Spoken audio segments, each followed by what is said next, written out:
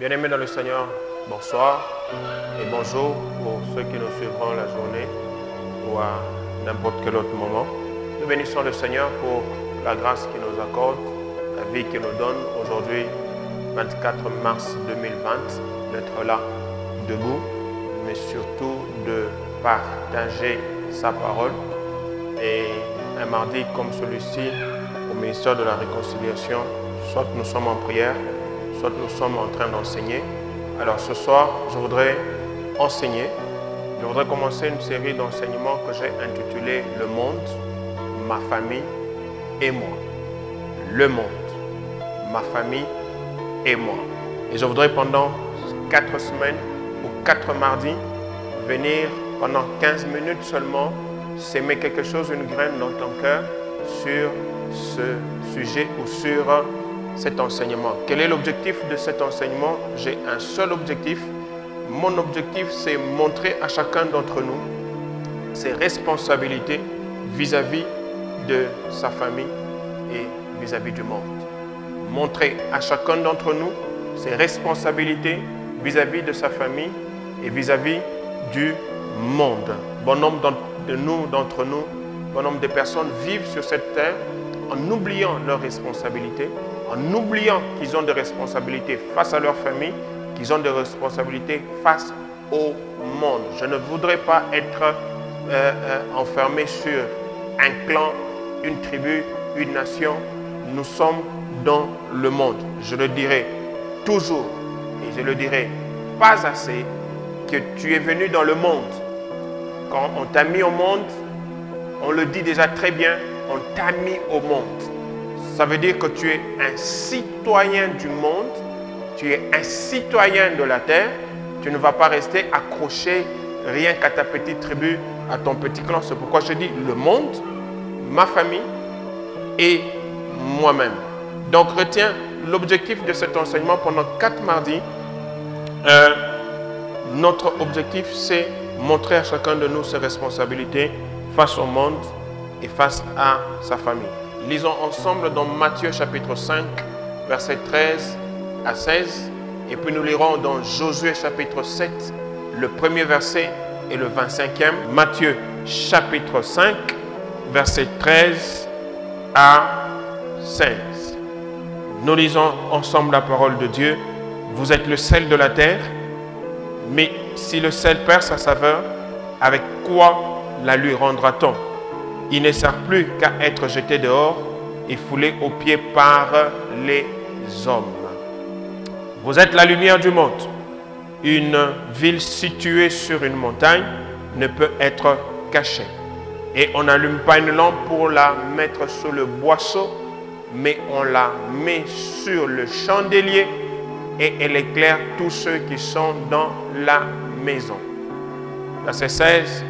Que votre lumière luise ainsi devant les hommes, afin qu'ils voient vos bonnes œuvres et qu'ils glorifient votre Père qui est dans les cieux. Alléluia. Josué chapitre 7. Josué 7, verset 1er. Il est écrit ceci: les enfants d'Israël commirent une infidélité au sujet des choses dévouées par interdit. Akan, fils de Carmi, fils de Zabdi, fils de Zérach, de la tribu de Juda, prit des choses dévouées. Et la colère de l'Éternel s'enflamma contre les enfants d'Israël. Verset 25. Josué dit: pourquoi nous as-tu troublés? L'Éternel te troublera aujourd'hui et tout Israël le lapida. On les brûla au feu et on les lapida. Et on éleva sur Akan, verset 26, on éleva sur Akan un grand monceau de pierre qui subsiste encore aujourd'hui. Et l'Éternel revint de l'ardeur de sa colère. C'est à cause de cet événement qu'on a donné jusqu'à ce jour à ce lieu le nom de la vallée d'Akor. Alléluia. Le monde, ma famille et moi-même. Quelles sont nos responsabilités vis-à-vis de notre famille, vis-à-vis du monde? C'est tout ce que nous allons voir pendant ce temps. Mais revenons à ce que Jésus dit. Jésus parle du sel. Il dit que nous sommes le sel de la terre. Il dit que nous sommes la lumière du monde. Nous savons tous que dans notre alimentation ou dans nos aliments, il y a une chose que nous n'aimons pas manquer, c'est le sel. Le sel joue 3 rôles principaux que j'ai retenus pour toi et qui sont des rôles qui doivent être personnifiés par rapport à chacun d'entre nous dans le monde où il est et dans la famille où il est. J'insiste, tu viens au monde et une famille t'accueille. Et puis, à travers cette famille ou au travers de cette famille, tu te retrouves dans le monde. J'insiste en disant que tu n'es pas un citoyen de ta tribu, tu n'es pas un citoyen de ton clan, tu es un citoyen du monde. Tu viens au monde, la famille t'accueille et puis tu travailles dans le monde. Le sel donne la saveur, le sel donne le goût. Ça, c'est un rôle principal du sel. Il donne le goût, il donne la saveur. Et par rapport à tes responsabilités, avant que je ne m'appuie sur l'histoire d'Akan, tu dois savoir que ta vie doit donner la saveur. Ta vie doit donner le goût dans le monde où tu es. Ta vie doit donner la saveur et ta vie doit donner le goût dans la famille où tu es. Il y a des gens qui vivent dans leur famille, on ne veut pas les sentir, on ne les supporte pas à cause de leurs mœurs, à cause de leur façon de vivre, à cause du mal qu'ils font à leur famille. On ne les supporte pas, on ne les accepte pas. La famille a tendance à te rejeter, à te repousser parce que tu es comme une gangrène, tu es comme un abcès, tu es comme une infection, tu es comme une maladie, tu es comme une carie dans la dent. Et pourtant, quand Dieu a fait que tu viennes dans cette famille-là, tu dois donner le goût, tu dois donner la saveur à cette famille. Le sel donne la saveur. Et dans le monde où nous sommes, tu dois donner le goût, tu dois donner la saveur. Là où tu vis tous les jours, là où tu es tous les jours, tu dois donner le goût et la saveur. Tu dois donner aux autres le goût, la saveur de la vie. Mais un chrétien qui est sel de la terre, on doit le sentir, on doit le voir, on doit le vivre. Deuxième chose que le sel fait, le sel empêche la pourriture. Le sel travaille à combattre toute forme de pourriture dans les aliments. Et si nous sommes chrétiens, sel de la terre, nous devons savoir que nous sommes des personnes qui doivent travailler contre toute pourriture. Nous ne pouvons pas être nous-mêmes pourriture, mais nous devons être là pour travailler à éradiquer, à enlever, à dégager de nos vies, de nos familles, du monde dans lequel nous vivons, à dégager la pourriture. Et comment on va le faire si nous-mêmes, nous ne vivons pas selon ce que la parole de Dieu dit? Sel combat la pourriture. Le sel détruit, arrête la putréfaction. Quand on met le sel dans un aliment, quand on met le sel permet à conserver. Le sel permet à ce que l'aliment ne se détériore pas. Et si toi et moi nous sommes chrétiens, dans nos familles, dans le monde où nous sommes, nous devons travailler à lutter contre toute forme de pourriture. Et ceci est très important. Alléluia. Et la troisième chose que je voudrais mentionner ici sur le sel, c'est que le sel ajoute un plus à notre nourriture. Le sel plutôt vient ajouter quelque chose de plus à ce que nous mangeons, à ce que nous consommons. Le sel ajoute des oligo-éléments, des sels minéraux dans ce que nous sommes en train de consommer. Donc un chrétien, un enfant de Dieu, sel de la terre, doit ajouter quelque chose de plus là où il vit, dans sa propre famille. La question que je peux te poser, qu'est-ce que tu ajoutes de plus dans ta famille? Qu'est-ce que tu ajoutes de plus dans le monde où tu vis? Est-ce que quand les gens te voient, ils ont envie d'être avec toi, ils ont envie d'entendre ce que tu dis, ils ont envie de suivre ce que tu dis, ils ont envie d'être à côté de toi, ils se sentent bénis par ta présence? Le sel ajoute toujours quelque chose de plus dans ce que nous consommons. Nous sommes sel de la terre, nous sommes lumière du monde.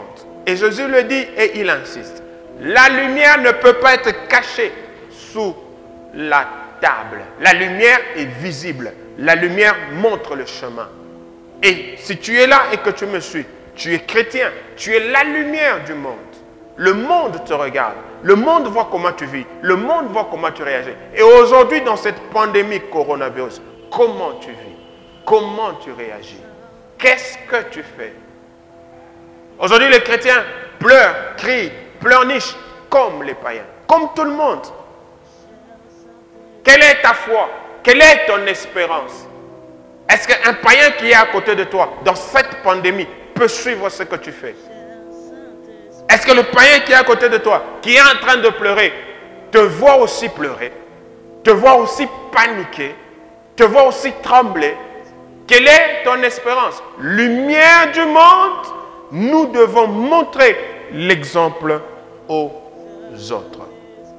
Allons-y. Laissez-moi m'appuyer pour ce jour, pendant les quelques 4 minutes qui me restent, sur la vie de Akan. Et nous allons continuer la semaine prochaine sur le monde, ma famille et moi. Aujourd'hui, j'ai voulu poser ces quelques bases. Akan est de la tribu de Juda. Et cette tribu est une des grandes tribus d'Israël. Mais ce Akan a une femme, a des fils, a des filles. Et il est parmi les guerriers de l'armée d'Israël. Ils sont en guerre. Ils décident d'attaquer la ville d'Aï, où ils viennent d'abord de détruire la ville de Jéricho. Et après la victoire de Jéricho, Akan est la seule personne qui a pris des choses vouées à l'interdit. Qui a pris des choses que Dieu n'avait pas voulu que les enfants d'Israël puissent prendre. Akan a pris ces choses, il est allé cacher cela dans sa tente. Il a pris ces choses, il a pensé qu'à lui-même. Il a vu des lingots d'or, il a vu un manteau de Shinéar, il a vu toutes ces choses frapper à ses yeux. Il les a pris, il est allé les cacher dans sa maison, dans sa tente. Et à la prochaine guerre, au prochain affrontement, il a commencé. Israël s'est levé, Israël est allé en guerre, mais malheureusement, Haï c'était une petite ville par rapport à Jéricho. Mais Israël a connu une grande défaite. Josué a déchiré ses vêtements. Vous le lirez complètement dans Josué 7. Il a pleuré devant Dieu et Dieu lui a révélé ce qui se passait. Et quand on appelle Akan, Akan avoue son mal. Et quand il avoue son mal, on va dans sa maison, on trouve tout ce qu'il avait pris. Et la Bible dit dans Josué 7-25 qu'on l'a lapidé. Josué lui pose la question, pourquoi nous as-tu troublés? L'Éternel te troublera aussi. Et tout Israël l'a lapidé. Et lorsqu'on l'a lapidé, la colère du Seigneur a quitté Israël. Quelle était la responsabilité d'Akan?